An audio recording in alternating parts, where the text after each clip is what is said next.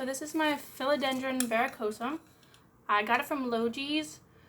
I ordered it about a month ago, and I just wanted to let you know my experience with Logees and how this plant's doing and how I'm taking care of it. So when I bought it off the website, well, before I bought it off the website, I tried to find YouTube videos about people buying it from Logees because this plant is $150. So I was a little worried and spending a little bit about spending $150 on a plant that was going to be shipped to me. But this time, well, I really couldn't find any good videos, or I found, I think maybe like one or two. They weren't bad, it wasn't enough for me. I'm a plantaholic and I wanted more. So I did end up purchasing it, but I did 2-day shipping. And I will say, do 2-day shipping. I ordered an anthurium big red bird from there. I think I ordered it on Thanksgiving, and I did just the regular standard shipping. I didn't get a tracking number for weeks. It didn't ship forever. I finally got it. I would say maybe a month after I ordered it. So that was pretty scary. But I will say when I did get it, it was like 3 times the size that it was in the picture on the website. It was extremely healthy, so I was no longer disappointed. But I didn't want this thing. Because of the price tag, I did not want this thing in the mail for that amount of time. So I did 2-day shipping. It showed up earlier than I thought it was going to. And I think it showed up pretty healthy. Like some of the leaves, I mean, that one looks like poop. But for the most part, they look really healthy. This one was unfurling when it came in the mail. So I expected that one to be all damaged. But, I mean, it's not that bad. It has some boo-boos, but it came out pretty good.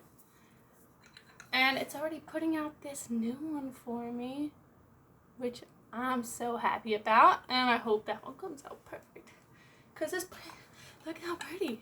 Like, look at how velvety and fuzzy the stems are.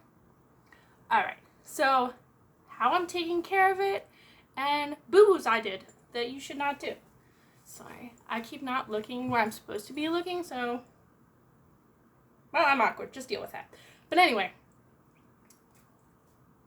everything I heard about this said spider mites. Spider mites, love it. How I deal with spider mites or try to prevent spider mites, and it seems to have been it seems to be working, is extremely good humidity and airflow. I think they don't like that as much. The reason I think that is in my living room is where I keep most of my tropicals, all my high humidity jungle lovers. So there's 3 humidifiers in that room and a ceiling fan. So I'm gonna jinx myself. I have no wood to knock on. I'm gonna knock on this. Alright. Very high humidity. My humidity never drops below like 67. It's usually up around 75, sometimes a little higher, which some people say that's bad, but I have no problem with that so far. Like, everything's growing really good. Everything seems to love it. So that's in my living room.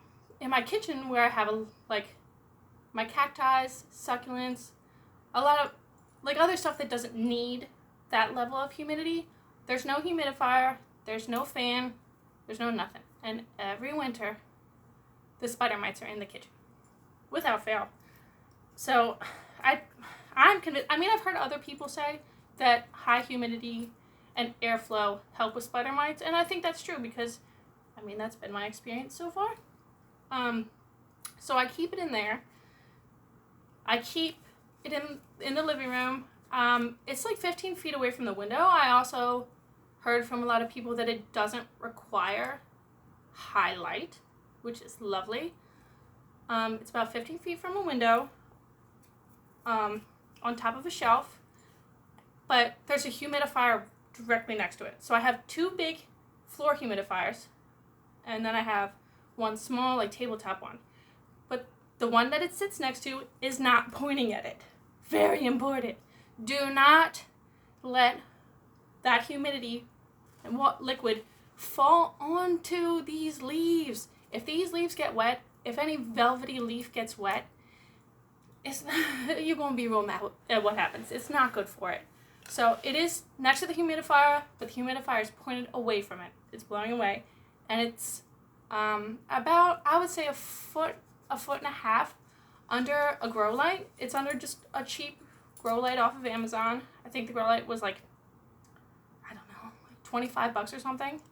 And it was able to unfurl this and put out this whole new guy. So I think it's happy with that. I may have repotted it too soon. I don't know. It hasn't. I repotted it after like 2 weeks of getting it in the mail, which I feel like that's kind of fast, but I'm a very impatient person. But something that helped me a lot, like people kept saying, keep it moist, don't keep the soil wet, don't let it dry out. Even though I've been collecting plants for over 10 years, I have a psychotic collection. It's too much. Or not enough, depending how you look at it.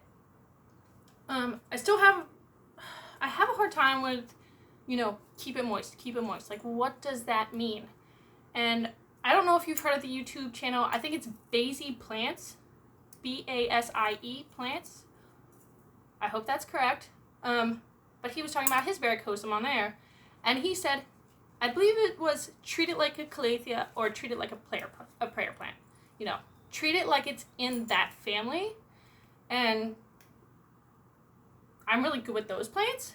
So I figured I would be able to do it. And so that's what I've been doing. I put it in the exact same soil mix. I didn't disrupt its roots at all, or soil when I transferred it. But my soil mixture is the exact same for every plant. The ratio just might be different. It's just regular potting soil from Home Depot and then perlite. And I just mix it together. If the plant wants to be more dry, more perlite. Duh. So that's what it gets. But I do have a water ball in there just because I don't want him to dry out. And with the water balls, like, I don't know, they work for me. I've never had a problem with them, like, getting too wet because I'm pretty sure it just sucks up as much water as it needs from them. But I use turtle water. So with my Trio Star, my Thai Constellation, this guy, anything super sensitive or variegated or, in this one's case, expensive, I give them water out of my turtle tank.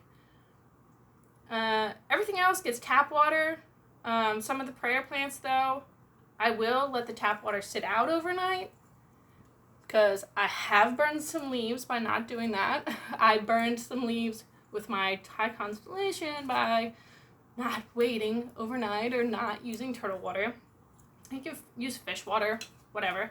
I don't have any fish anymore, so that's why I use the turtle water. But the water is nice and full of turtle poop. So, natural fertilizer. I don't know, real fertilizer kind of scares me. I fertilized all my plants once, like, not all of them, but like 3 years ago. And I killed a lot of them, so now I'm just very weary or scared because I don't know what I'm doing. I kind of just make it up as I go along. But yeah, also, another thing that I wasn't aware of, so now you can be too, so you don't do what I did and mess everything up. Their stems, not the fuzzy part, but this part, it's like got a crusty shell. I don't know how else to explain that. So when I put him on this moss pole, I didn't realize that it had that hard shell around it, and I cracked it. You can see it. Like, it didn't go all the way through, but it did crack the outside, so that kind of frightens me. So I've been worried, like, I'm pretty sure the stem, it'll heal itself because plants do that all the time. And it's not all the way through, but I'm like, okay, should I propagate him? Should I cut him up? Should I leave him? I think I'm just going to leave him. But another part, and if anybody has one of these, like, he did come like this. Like, his stem's like really, like, should I cut him up? I don't know. Somebody tell me. I just don't want to lose the whole plant. Like, I don't want to wait too long and then him die. And then, because I just really love him. But yeah, I would say ordering from Logees, I would say yes. Like the picture of him on Logees, I think it was like 2 or 3 leaves and they looked small. And like I got this entire plant showed up. You know, except for this, and this one was all rolled up still. But like way bigger than in the picture. Definitely do the 2-day shipping. It's I believe it's only like $15 more than standard shipping. I could be wrong because I have a bad memory, but I'm pretty sure that it's not that much more, and it is worth it so your plants don't die in the mail. But yeah, that's all I really got about him. Just, he doesn't require bright light. He does want a lot of humidity, but don't let the water touch his leaves, because he's too pretty for that. And he'll just get yellow spots and he won't be as fabulous. So yeah. Other than that, he seems pretty easy and he seems pretty happy. Alright, bye-bye.